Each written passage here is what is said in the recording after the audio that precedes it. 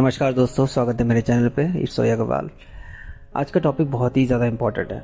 आपने शायद इस पे बहुत सारी चीज़ें देखी होंगी, पढ़ी होंगी, लेकिन मैं आपको आज डीपली समझाने वाला हूँ कि कैमरा एक्टिंग और थिएटर एक्टिंग में क्या फ़र्क होता है। देखिए, कैमरा एक्टिंग और थिएटर एक्टिंग बहुत ही अलग चीज़ें हैं। इन दोनों में एक चीज़ कॉमन है, सिर्फ एक्टिंग। जब हम थिएटर करते हैं तो थिएटर में हमें लास्ट ऑडियंस तक अपनी आवाज़ पहुँचानी पड़ती है। इसकी वजह से हमें बहुत ही लाउड होना पड़ता है अपनी आवाज़ से, अपनी बॉडी लैंग्वेज से, कि उनको समझ आ सके कि हम कर क्या रहे हैं। आजकल तो थिएटर्स में बहुत सारे थिएटर्स ऐसे हैं जहाँ पे माइक्स लगे होते हैं, लेकिन जो नॉर्मल जो थिएटर होता है, जो बहुत सालों से चला आ रहा है, मैंने भी जो थिएटर किया है उसमें माइक्स नहीं होते थे। तो हमें अपनी आवाज़ से ही ऑडियंस को पहुँचाना होता था, उनको समझाना होता था हम कहना क्या चाह रहे हैं। तो ये जो नेचुरल तरीके से हम अगर लास्ट ऑडियंस तक जो बहुत ही दूर बैठी है अपनी आवाज़ पहुंचाते हैं, तो हमारी बॉडी लैंग्वेज बहुत ही लाउड हो जाती है, हमारी डायलॉग डिलीवरी बहुत लाउड हो जाती है। तो उस तरीके से अगर देखा जाए, उसके उलट बिल्कुल कैमरा एक्टिंग बहुत ही सहज हो जाती है, क्योंकि आपके पास माइक लगा होता है, आपके पास कैमरा होता है। वहाँ जो आपकी लास्ट ऑडियंस थी थिएटर में, वो आपके सामने है, बिल्कुल आपके पास कैमरा ही आपका एक तरीके से कह लीजिए ऑडियंस है या को एक्टर है।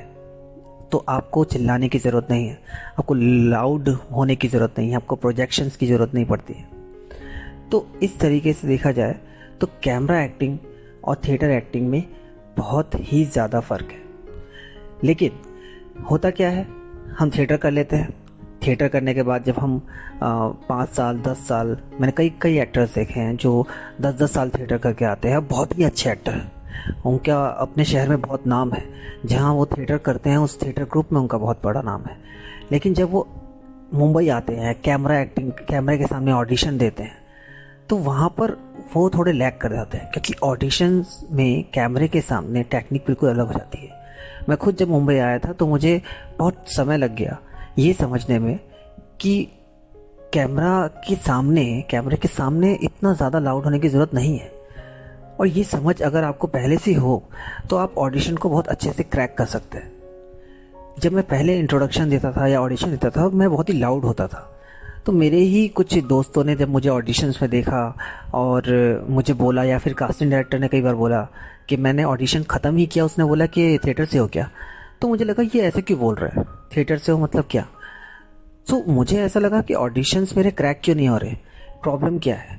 तो ऑडिशंस देते देते मुझे समझ में आया कि मुझे इतना लाउड होने की ज़रूरत ही नहीं है, क्योंकि मेरे सामने कैमरा है, मुझे सिर्फ उस तक अपनी बात पहुंचानी है।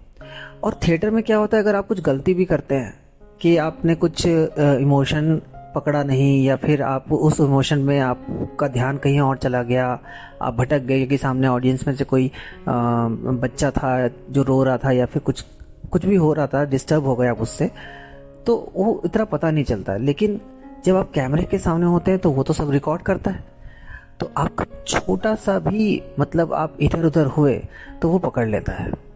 तो जितना ज़्यादा कैमरे के सामने आप इंटरनल रहते हैं, इंटरनल इमोशंस को पकड़ के और फिर एक्ट करते हैं, तो वो बिल्कुल नेचुरल लगता है।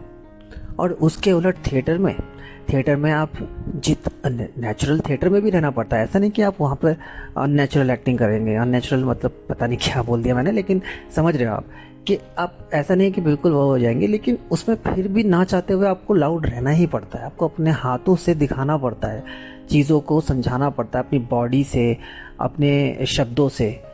लेकिन कैमरे के सामने आप निजी ज़िंदगी में जैसे हैं वैसे रह सकते हैं, उस तरीके से आप अभिनय कर सकते हैं और वो बिल्कुल नेचुरल समझ में आएगा।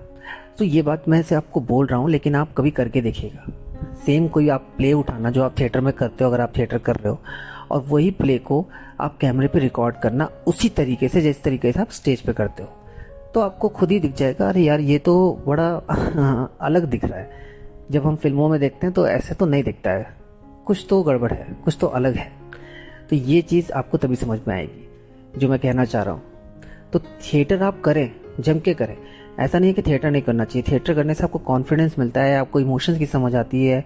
अगर आप कोई मोनोलॉग, थिएटर में कोई प्ले है आपका जिसमें बहुत बड़ा मोनोलॉग है, आपका खुद का एक पूरा 1-2 पेज का मोनोलॉग है, तो आपको समझ में आएगा कि मोनोलॉग में कितने वेरिएशंस होते हैं। ऐसा तो नहीं है कि इमोशन में आप मोनोलॉग को बोलते चले जाएंगे, उसमें कई तरह के वेरिएशंस होते हैं, पॉजेज होते हैं। तो जब ये आप थिएटर करेंगे तो आप ये बारीकियां सीख पाएंगे। तो थिएटर करना बहुत ज़रूरी है। सीन वर्क कैसे किया जाता है, ब्लॉकिंग कैसे होती है। ब्लॉकिंग देखिए, जैसे कैमरा एक्टिंग के सामने भी कैमरा में भी ब्लॉकिंग्स होती हैं। आपको सामने डायरेक्टर बोलेगा कि आपको यहाँ पर आकर खड़े होना है और फिर आपको अपना डायलॉग बोलना है। तो थिएटर में भी यही होता है। तो जो समझ है एक्टिंग की, जो टेक्निकलिटीज़ हैं, वो आपको थिएटर सिखाएगा।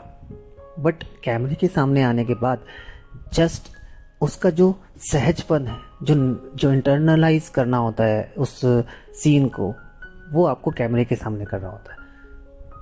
थिएटर में भी करना होता है, लेकिन बस उसको थोड़ा सा लाउड प्रोजेक्शन के लिए और लास्ट जो ऑडियंस बैठी है उसके लिए बनना होता है। तो उसमें बस इतना फ़र्क हो जाता है। तो जब भी आप कैमरे के सामने एक्टिंग करें, अगर आप थिएटर करके आए हैं, तो आप ये ध्यान दें कि मेरा ऑडिशन क्रैक क्यों नहीं हो रहा, क्या कहीं मैं लाउड तो नहीं कर रहा। इसका ना एक सिंपल सा तरीका है इसको समझने का, कि आप समझिए कि आप लास्ट ऑडियंस तक अपनी बात पहुंचाना चाहते हैं थिएटर में, और इधर जो है, जो आपकी ऑडियंस है, वो आपका कैमरा है। तो आप जहाँ खड़े हैं वहाँ से आपको अपनी वॉइस उस कैमरे तक पहुँचानी है। वो कैमरा आपका को एक्टर है। समझ लीजिए, नॉर्मल ज़िंदगी में आप किसी से बात करते हैं तो कैसे चिल्ला के तो बात नहीं करते हैं, आप खड़े खड़े नॉर्मल बात करते हैं, जितनी ज़रूरत है उतनी बात करते हैं। हाँ, ये हो सकता है किसी सीन में कोई को एक्टर, कोई ऐसा सीन हो जहाँ पर आपका जो को एक्टर है वो बहुत दूर खड़ा है, तो आप थोड़ा सा तेज़, थोड़ा सा प्रोजेक्शन के साथ बोल के उसको बुलाएंगे। लेकिन अगर आपके सामने खड़ा है, पास में खड़ा है, तो आप नॉर्मली बात करेंगे ना। तो बस इतना फ़र्क है। दूसरी चीज़ ये है कि जब आप कैमरा के सामने होते हो तो आपको सीन वाइज एक्टिंग करनी होती है। कि लाइक आपने एक सीन मिला, एक सीन में भी आपको कट करके एक्टिंग करनी होती है। जैसे कि थिएटर में आप अगर करते हो, आपको पता होगा कि एक पूरी स्क्रिप्ट को 1 घंटे या 2 घंटे के प्ले को पूरा एक बार में करना पड़ता है। लेकिन यहाँ पर एक ही सीन को, एक ही डायलॉग को अलग अलग एंगल से शूट किया जाता है। Close up, mid shot, two shot, मतलब कितने सारे शॉट लिए जाते हैं एक ही डायलॉग के। जबकि थिएटर में तो आपको पता ही है कि पूरा प्ले एक बार में करना होता है। अगर गलत भी हो गया तो आप चलते जाएंगे, रुकेंगे नहीं। बट यहाँ पर रुक जाते हैं, डायरेक्टर कट बोलता है एंड देन फिर दोबारा से आगे बढ़ता है। तो ये भी फ़र्क है कि आपको एक ही सीन को, एक ही डायलॉग को बार बार बोलना पड़ता है। तो यहाँ पर एक चैलेंज और आ जाता है कि आपको उस डायलॉग को उसी तरीके से बोलना है जिस तरीके से आपने पहले शॉट में बोला था। मास्टर शॉट में आपने जिस तरीके से हाथ घुमाया था, आपने जिस तरीके से देखा था, आप चले थे, मुड़े थे, वो सारी चीज़ें आपको वैसे ही दोहरानी पड़ती हैं। बिकॉज मास्टर शॉट में आपका वो सब दिख चुका है, तो आपको वैसे ही रिएक्ट करना पड़ेगा। थोड़ा बहुत चीटिंग चलता है, वो आप जब एक्टिंग करेंगे कैमरे के सामने तो आप समझ जाएंगे कि वो चीट कैसे किया जाता है। लेकिन बेसिकली आपको ऐसे ही करना पड़ेगा कि आपने जो मास्टर शॉट में दिया है। और थिएटर में आप चाहे तो हर बार अपनी चीज़ों को चेंज कर सकते हैं, हर प्ले में चेंज कर सकते हैं। पहले आपने जो प्ले किया होगा उसमें जिस तरीके से डायलॉग्स बोले होंगे आप उसको चेंज भी कर सकते हैं, लेकिन यहाँ नहीं कर सकते। तो ये एक फ़र्क और है। तो ऐसे में बहुत ज़रूरी हो जाता है आपको एज एन एक्टर बहुत ही ज़्यादा प्रिपेयर करने की, कि आप एक ही डायलॉग को उसी तरीके से बोल पाए। आपको याद रखना पड़ेगा। मैंने सुना था एक बार, एक राजकुमार राव के बारे में कोई बता रहे थे कि उनका जो वो एक सीन में बैठे हुए थे और उनका जिस तरीके से उन्होंने बोला, और नीचे उनका कैमरा जो था उनके सिर्फ फेस को कवर कर रहा था, बिल्कुल क्लोज शॉट था। और लेकिन उन्होंने जो सामने जब देख रहा था उसने ये देखा कि उनका जो पैर था वो जिस तरीके से मुड़ा था सीन में फर्स्ट टाइम, उस तरीके से उन्होंने हर बार मोड़ा। यानी कि समझ रहे हैं आप कि ऐसा नहीं कि आप पूरी बॉडी से एक्टिंग नहीं कर रहे होते, आपका फेस ही दिख रहा है, क्लोज शॉट है, लेकिन फिर भी आप एक्टिंग पूरी बॉडी से ही कर रहे हैं। तो इसका मतलब ये हुआ कि आप कर तो रहे हैं थिएटर की तरह ही, पूरी बॉडी का इस्तेमाल कर रहे हैं, लेकिन आपको पता है कि मेरा फेस दिख रहा है तो मुझे उससे ज़्यादा मतलब ये क्या होता है ना यार, देखिए नेचुरल एक्टिंग अगर आप इंटरनलाइज करेंगे ना अपने कैरेक्टर को, तो आपकी बॉडी उस तरीके से पूरी रिएक्ट करती है। आपको ये नहीं सोचना पड़ता कि मैं अपने पैर से ज़्यादा एक्टिंग करूँ या चेहरे से या पूरी बॉडी हिलाऊं कि नहीं, क्योंकि अभी तो क्लोज शॉट है। तो क्लोज शॉट में मैं क्यों फालतू में पूरी बॉडी ये यूज़ करूँ, हाथ क्यों हिलाऊं, मैंने जैसे पहले हिलाया था, लेकिन वो हिल ही जाएंगे। बिकॉज आप अगर नेचुरल एक्टिंग करेंगे, मतलब नेचुरली वो निकलता है तो वो निकलेगा ही, पूरी बॉडी रिएक्ट करती है। लेकिन कुछ कुछ टेक्निकलिटीज़ हैं, जैसे थिएटर में आप वो स्वतंत्र हैं, आप कर सकते हैं कि पूरी बॉडी हिलाएं और क्योंकि वो दिखेगा ही दिखेगा, लेकिन यहाँ पे ज़रूरी नहीं है। लेकिन जब आप एक्टिंग में और घुसेंगे तो आपको पता चलेगा कि नेचुरली जब आपकी बॉडी रिएक्ट करती है तो करेगी ही करेगी। लेकिन क्लोज शॉट में ये भी ध्यान रखिए कि आप ज़्यादा हिल नहीं सकते हैं, क्योंकि उसमें ये थोड़ी सी रिस्ट्रिक्शन हो जाती है, क्योंकि आप जैसे ही हिलेंगे आप फ्रेम से बाहर हो जाएंगे। कभी कभार बहुत टाइट शॉट होते हैं, कई बार ऐसा होता है कि आप सिर्फ खड़े हैं, आपका कंधा दिख रहा है या आपका सर का कुछ भाग दिख रहा है और सामने वाले को एक्टर के डायलॉग चल रहे हैं। उसमें अगर आप हिले एक्टिंग करते हुए, आप क्यूज दे रहे हैं उनको, उनकी सपोर्ट करने के, हेल्प करने के लिए, लेकिन अगर आप थोड़ा सा भी हिले कैमरे में, वो आपका चेहरा या सर आ जाएगा, तो वो भी दिक्कत है। तो ये थोड़ी सी रेस्ट्रिक्शन कैमरे एक्टिंग में होती है, जबकि थिएटर में ऐसा कोई रेस्ट्रिक्शन है ही नहीं। तो ये सब चीज़ें आप जब ऑडिशंस देंगे, शूट्स करेंगे, तब आपको समझ में आएंगी। इसलिए मैं आपको एडवाइस दूंगा कि अगर आप अभी फ्रेशर हैं, थिएटर नहीं किया है, या फिर अभी आप थिएटर कर रहे हैं, तो दोनों के लिए यही एडवाइस है कि आप थिएटर करें। जब तक थिएटर कर रहे हैं तब तक जम के करें, तब तक कुछ ना सोचें कैमरे वैमरे के बारे में। लेकिन जब एक बार आप थिएटर कर लें, अच्छी तरीके से समझ लें, आपको लगता है कि हाँ आप सीख गए एक्टिंग, उसके बाद आप थोड़ा ब्रेक लें, 2-4-6 महीने का ब्रेक लें और कैमरे के सामने, आजकल तो आप मोबाइल हैं, मोबाइल के सामने अपने को रिकॉर्ड कीजिए, या फिर ऑडिशंस भी आपको पता चल ही जाते हैं इधर उधर से ऑडिशंस। मैंने भी वीडियोस बनाए हुए हैं, ऑडिशंस कहाँ कहाँ होते हैं, कैसे पता चलते हैं, वो देख लीजिएगा। तो आप लाइव ऑडिशंस पर जाइए और अपने आप को सिर्फ टेस्ट करने के लिए कि मैं कैसे कर रहा हूँ, क्या कर रहा हूँ। और वही वो नहीं करना चाहते तो आप अपने घर पर ही अपने आप को रिकॉर्ड कीजिए और अपने आप को सहज बनाइए। एक्टिंग आप समझ गए हैं, आप सीन समझ गए हैं, मोनोलॉग कैसे बोलते हैं समझ गए हैं, इमोशंस कैसे कन्वे करते हैं समझ गए हैं। अब जस्ट आपको नेचुरली सहज तरीके से करना है उसको।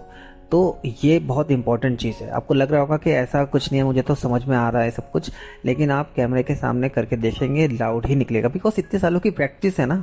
आपने 2-4 साल 6 साल जब जिस चीज़ को किया है, एक प्रैक्टिस तो बन गई ना, तो एक्टिंग करते वक्त वो निकलेगी ज़रूर। ठीक है, तो उसको अनलर्न भी करना पड़ता है, सिर्फ एक्टिंग को नहीं, अपनी जो आपने एक लाउडनेस आ जाती है आवाज़ में, बॉडी में, उस चीज़ को नॉर्मल करना पड़ता है कैरेक्टर के हिसाब से। तो उसके लिए थोड़ी प्रैक्टिस कर लीजिएगा, जिससे कि आप मुंबई आएँ तो कम से कम आपको ये परेशानी ना देखनी पड़े। अब आपके मन में ये सवाल आएगा फिर हम थिएटर करें भी क्यों ना हम सीधा कैमरा एक्टिंग कर लें, कैमरा एक्टिंग सीख लें।